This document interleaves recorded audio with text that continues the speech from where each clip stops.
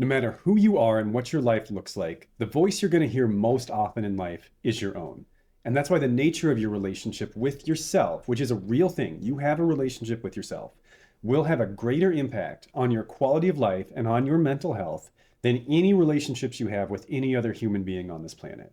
And that's why I think it's so sad and so unfortunate that most of us don't know how to do this. We don't know how to have a healthy relationship with ourselves. And we end up in these vicious cycles of beating ourselves up, judging ourselves, shaming ourselves, and accidentally creating frustration, negativity, resentment, and sometimes even hatred towards ourselves. Today, I'm going to review with you 4 mental habits that you can change to stop hating yourself and work on maintaining a healthy inner dialogue so that when you are talking to you, it's not always a vicious knockdown, drag out fight. And the first way you can do that is to stop prosecuting yourself for thought crimes. Now, I said that kind of funny on purpose, but what I mean by that is you only judge other people on the things that they say or do or otherwise outwardly manifest into their lives and put out into the world, because that's all you can see about who they are and what's going on for them.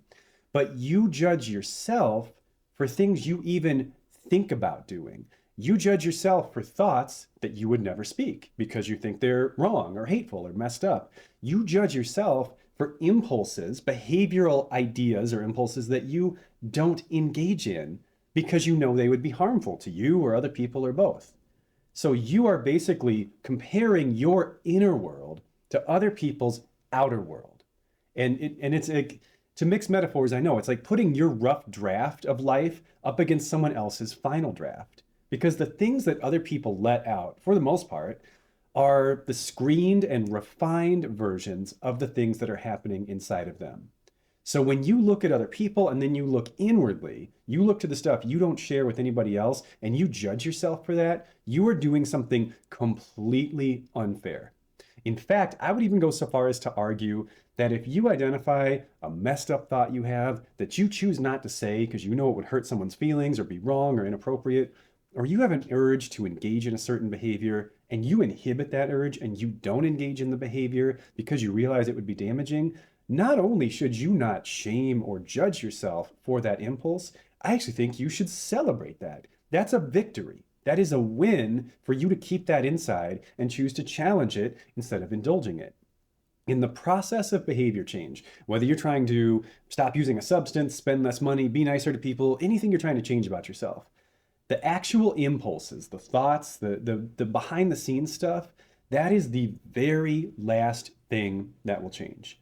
It takes a very, very long time to change how your subconscious mind functions. In some cases, it will never fully change. There are many people in recovery from various types of things who do not ever actually get to the point where they never think about it anymore or never want to do it anymore. Your agency, your ability to choose, lies in the space between internal and external, the space between impulse and behavior.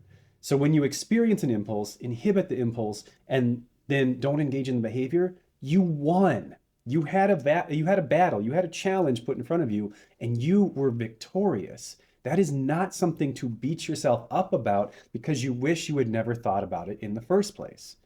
And to be real, we all have pretty messed up thoughts. You just only know what yours are. You don't know what other people's are because they don't usually talk about them because they're embarrassing or disturbing or scary or whatever. People don't let this stuff out very often, which means when you have them, it's easy for you to think, I must be the only one because I don't ever hear anyone else talking about that stuff. Trust me, when you're their therapist, like me, you realize everybody's a little messed up. Maybe I'm a pessimist, I don't know, but that's my take on things. So rather than prosecuting yourself for thought crimes, try to appreciate every instance of successfully challenging the thought or challenging the inhibition. That's the best you can do. That's literally a win. Take it and be happy about it. The second thing I want you to consider not doing anymore, if you want to heal your relationship with yourself and not hate yourself anymore, is to stop making special rules for yourself that only you are expected to follow. One way that your relationship with yourself is fairly unique compared to the relationships that you have with other people is that you serve two roles in your relationship with yourself. You're sort of like the manager and the employee at the same time. Because in your own internal dialogue, you're the one telling yourself what to do, giving yourself commands, setting expectations, but then you're also the person who has to follow those orders and then go and do the thing. So you're the manager and the employee simultaneously. Most of us set expectations for ourselves that we would never have for other people. We hold ourselves up to ridiculous, perfectionistic, often unattainable standards. And on some level, we know we can't live up to it, but we have some misguided belief that holding ourselves to a higher standard than other people will help us somehow. It doesn't. And this makes no sense if you think about it. Because if it helped you to be held to these higher standards, wouldn't you hold them for everybody? Because that would help them too. There's a reason you don't hold others to the same standards as you hold yourself to. And that's because on some level, you know it's unrealistic and dysfunctional. You know it can't be done. All it does is create a constant sense of inner frustration. It ruins your relationship with yourself in both directions. Because not that you have multiple personalities, but like the manager part of you that's trying to get you to do more things and be more functional and be more productive starts to resent the so-called employee side of you because you're telling yourself to do all these things and then you're not doing a lot of them, or maybe you're not doing them as well as you wish you would. And so it's like having an employee and saying, do this, do this, do this, and they're not getting it done. And it's very frustrating and it creates a sense of resentment towards that person. But then you're also the employee dealing with this manager who is telling you to do an unrealistic amount of things to an unrealistically high degree of quality. And then the resentment builds from that direction as well, because you've got this person constantly yelling at you and shouting at you and saying that's not good enough and letting you know every single time you fall short, but not recognizing when you do a good job at something. And your entire inner dialogue just becomes a fight. Every conversation, every task becomes a battle instead of just, hey, we should do this. Yes, let's do it. The only way you can resolve this inner conflict is by expecting the same things from yourself, for the most part, the same level of quality anyway, that you expect from other people, and not setting and holding all of these special rules and special expectations for yourself. If you would not expect it of somebody you love, then it's probably not a good rule. The third thing you can do to stop hating yourself is to quit acting like you don't know your own story. This is so pervasive in my therapy sessions with, I'm tempted to say every single therapy client I work with. We have this habit, I do it too. We judge ourselves in complete isolation of everything that's happened in our lives. We act like we have no idea what we've been through when we look at how we functioned and try to figure out if we're doing a good job or not. So let's say I haven't been able to hold down a job in the last 10 years. I've had very unsteady short employment stints for a decade. That doesn't sound great, right? That's not anyone's dream or anyone's goal. And if that was the only thing you knew about me, you might look on me unfavorably, which could be fair. But that's not the only thing you know about you. And if for example, you know that during this decade where you struggled with employment, that you were actively trapped in an abusive relationship. Well, suddenly that changes things a bit, doesn't it? Now, knowing that, it is absolutely ridiculous to think you should have been able to hold down a job. How is a person supposed to perform well at a job when they don't feel safe in their own home? And they don't know what they're coming back to on any given night when they leave work? Your mind is not going to be on work. You're not going to do well. It's going to be hard to get and keep jobs. Judging yourself without proper context is one of the most callous things that you can do, because it will absolutely ruin your relationship with yourself. Because when you do this, you are taking the one person who truly has the ability to really understand everything you've been through and basically removing that person from your life. You don't act like you don't know how you got here. Don't pretend that you don't understand all of the challenges and all of the circumstances that you have faced. You understand them better than any other human being on the planet. People ask me sometimes how I've been able to overcome what I've been through to get to the place where I'm at in life.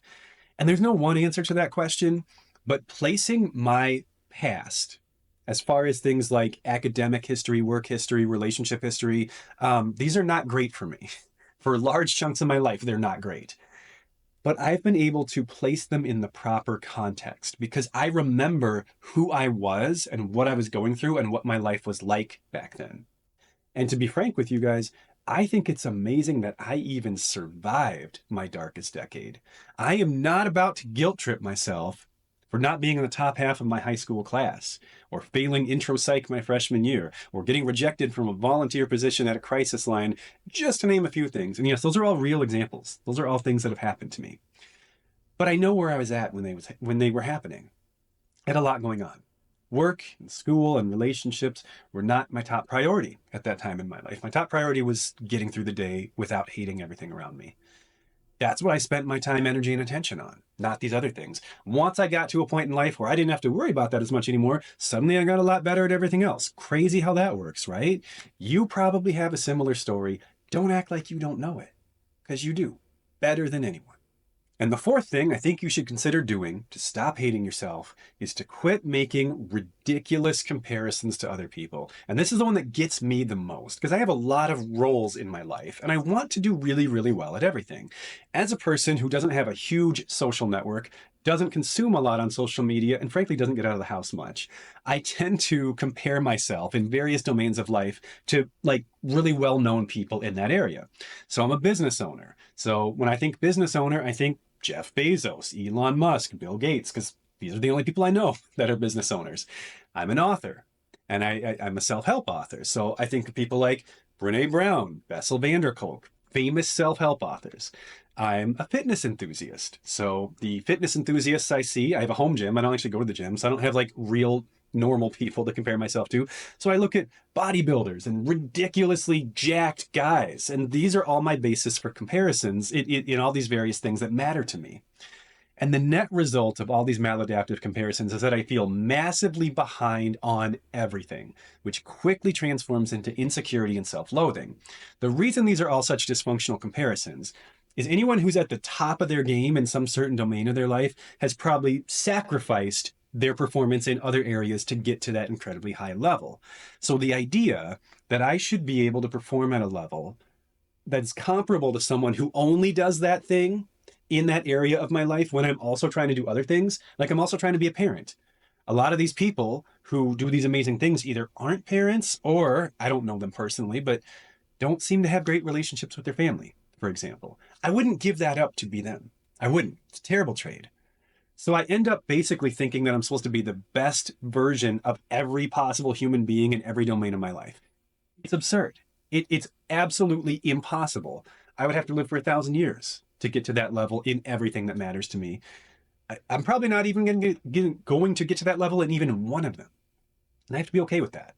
I have to stop making these ridiculous comparisons. They have made sacrifices to achieve that progress that I would not be willing to make. So I have to be okay with being sort of a jack of all trades, master of none, because there's more than one thing in my life that matters to me. And I suspect that is the case for you as well, because there are very few people who can really just do one thing and ignore everything else in their life and be happy. If you are one of those people, you are probably in the top of that particular thing, whatever it happens to be. If you're not, don't compare yourself to people that are. Those are different realities. As always, I hope this content was helpful, and I will see you next time. Take care.